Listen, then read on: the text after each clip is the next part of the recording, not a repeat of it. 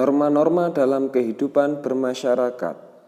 Tujuan pembelajaran pada materi norma salah satunya yakni mematuhi norma-norma yang berlaku dalam kehidupan bermasyarakat untuk mewujudkan keadilan.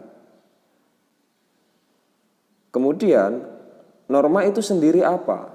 Menurut Kamus Besar Bahasa Indonesia, norma adalah aturan atau ketentuan yang mengikat warga kelompok dalam masyarakat. Bisa dibilang, atau singkatnya, norma itu adalah aturan yang berada dan dipatuhi oleh masyarakat tersebut. Kemudian, norma itu dibuat berdasarkan nilai-nilai yang dijunjung oleh kelompok masyarakat dan menjadi perwujudan dari nilai-nilai yang dianut oleh sekelompok masyarakat. Norma sendiri memiliki 4 macam.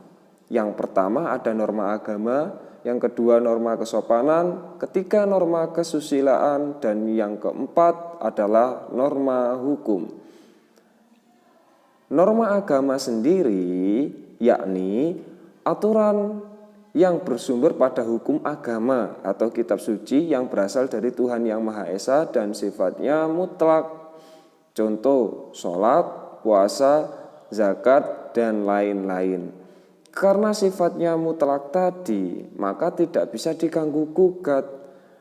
Apabila ada seseorang yang tidak mau zakat atau zakatnya hanya ingin 1 kilo, maka hal itu tidak bisa dibenarkan. Sanksinya terhadap norma agama yakni dosa dan siksa di akhirat kelak. Norma yang kedua yakni norma kesusilaan, yakni aturan-aturan hidup yang berkaitan dengan bisikan kalbu dan suara hati nurani. Sehingga norma kesusilaan ini berasal dari hati nurani. Contohnya adalah mencontek saat ujian adalah perilaku yang buruk. Saya yakin semua orang yang memiliki hati melakukan tindakan-tindakan yang tercela dalam hatinya pasti tahu kalau tindakan itu ataupun perilaku tersebut merupakan tindakan yang kurang benar. Bahkan mencontek saat ujian itu saya yakin semua siswa di Indonesia hati nuraninya bilang kalau perilaku tersebut merupakan perilaku yang tidak baik.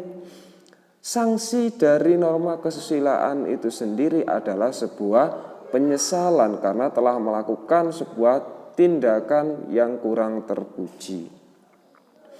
Norma yang ketiga yakni norma kesopanan, yaitu aturan atau kaidah yang mengatur tingkah laku manusia yang bersumber dari tata kelakuan atau tata krama kebiasaan dalam masyarakat. Jadi bisa dibilang norma kesopanan ini adalah norma yang bersumber dari kebiasaan masyarakat itu sendiri. Contohnya, kita dituntut bersikap sopan kepada yang lebih tua. Kalau sama orang yang lebih tua, pasti kita manggilnya dengan sebutan Mas, Kang, dan yang lainnya. Kita nggak boleh langsung menyebut namanya Joni, Paijo, Paidi, ataupun yang lainnya. Karena menurut masyarakat hal itu adalah perilaku yang kurang sopan.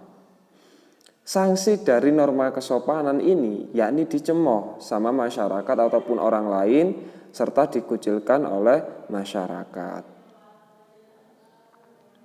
Norma yang keempat adalah norma hukum, yaitu akidah atau aturan yang mengatur tingkah laku manusia yang bersumber dari peraturan yang dibuat oleh pemerintah atau penguasa negara. Contohnya yakni mematuhi peraturan lalu lintas. Jadi dalam berlalu lintas ya kita harus sesuai dengan aturan. Contohnya memakai helm, kemudian motor ataupun kendaraan yang kita gunakan itu harus standar. Kemudian juga membawa surat-surat yang berlaku. Apabila hal itu diindahkan atau tidak dilakukan, tidak dipatuhi, maka sanksi dari norma hukum, yakni adalah sebuah vonis hukuman, denda ataupun yang lain-lainnya sesuai dengan undang-undang atau aturan yang berlaku. Baiklah, materi hari ini cukup sampai di sini. Kita lanjut materi berikutnya pada lain waktu. Semoga bermanfaat. Akhirul kalam. Wassalamualaikum warahmatullahi wabarakatuh.